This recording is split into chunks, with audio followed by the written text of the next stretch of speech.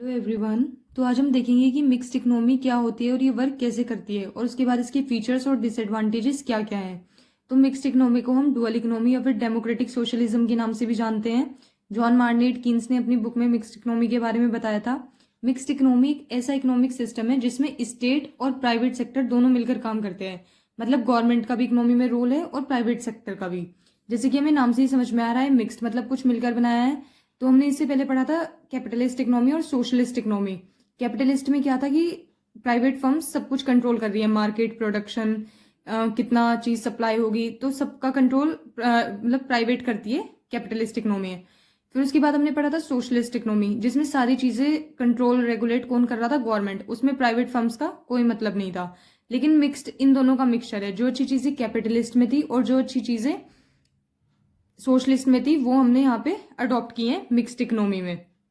तो इसलिए इसको बोला जाता है it is a balance between socialist and capitalist economy. मतलब इसने बैलेंस किया हुआ है, ना पूरी तरह से ये सोशलिस्ट है ना कैपिटलिस्ट है, बल्कि उनका मिक्सचर है।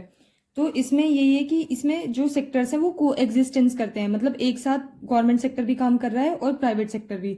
तो गवर्नमेंट सेक्टर यहाँ पे काम करता है सोसाइटी के वेलफेयर के लिए और प्राइवेट सेक्टर करता है अपने प्रॉफिट के लिए।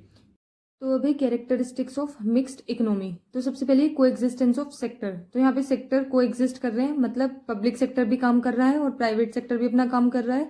उसके बाद सेकंड है सोशल वेलफेयर। जो भी गवर्नमेंट के पास टैक्स या नॉन टैक्स से पैसा आता है तो गवर्नमेंट उसे सोसाइटी के वेलफेयर के लिए में यूज करती है। जैसे रोड्स बनवा दिए, रेलवेज करवा दिए, तो इन सब में वेलफेयर करती है, स्कीम्स लाती है उनके लिए नई नई।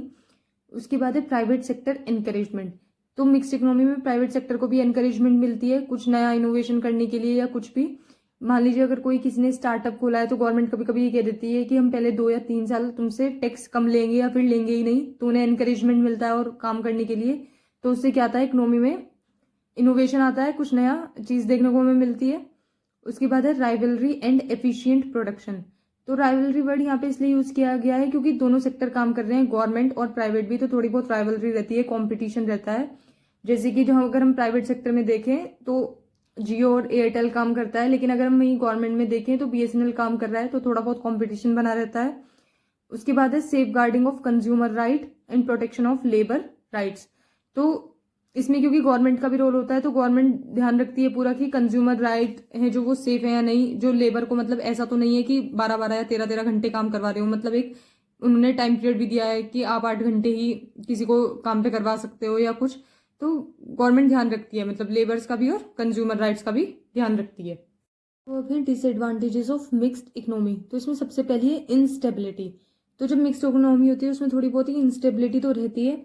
मतलब जो प्राइवेट सेक्टर होता है उसे थोड़ा कम बेनिफिट मिलता है अगर देखा जाए तो पब्लिक सेक्टर में, क्योंकि पब्लिक सेक्टर यानी जो गवर्नमेंट है वो कंट्रोल कर लेती है प्राइवेट सेक्टर को भी। जैसे उस पर कोई टैक्स इम्पोज कर देगी या प्रोडक्शन पे रोक लगा देगी कि इतना ही प्रोड्यूस करना है या ये चीजें देखनी है, तो वो उनको जो गवर्नमेंट है वो कंट्रोल कर सकती है। तो प्राइवेट फिर जो फर्म्स है वो अपना अच्छे से काम नहीं कर पाती, इसलिए इसमें लैक ऑफ एफिशिएंसी भी रहती है। उसके बाद है इनइफेक्टिव प्लानिंग। तो इनइफेक्टिव प्लानिंग क्या है कि अच्छे से कोई चीज प्लान ना करना और इम्प्लीमेंट कर देना। मतलब जब भी कोई कुछ आती है प्रोजेक्ट या स्कीम, तो अगर उसमें थोड़ी इनइफेक्टिव प्लानिंग देखने को मिलती है मिक्स्ड इकोनॉमी में। उसके बाद है डिले इन इकोनॉमिक डिसीजन। तो डिसीजन लेने में लेट होता रहता है। जैसे आपने देखा होगा गवर्नमेंट को भी कोई चीज ला रही है, अगर वो कोई नया चीज ला रही है तो उसमें थोड़ा लेट होता रहता है, इतनी जल्दी नहीं होता। तो इसमें क्या है, डिले इन इकोनॉमिक डिसीजन। उसके बाद है रिसोर्सेज वेस्ट। तो इसमें रिसोर्सेज भी वेस्ट होती हैं।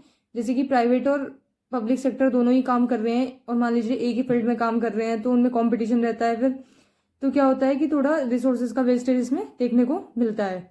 उसके बाद है करप्शन एंड ब्लैक मार्केटिंग। तो करप्शन तो हर जगह ही है, ब्लैक मार्केटिंग भी होता है। कोई चीज गवर्नमेंट अगर इम्प्लीमेंट करना चाह रही है तो आप देखेंगे वो ग्राउंड लेवल पे पहुंचने से पहले ही उसमें कितना ज्यादा करप्शन होता है, वो उस फॉर्म में पहुंच ही नहीं पाती। तो इसमें हमें करप्शन और ब्लैक मार्केटिंग देखने को भी मिलता है। तो ये सभी इसकी डिसएडवांटेजेस ऑफ मिक्स्ड इकोनॉमी।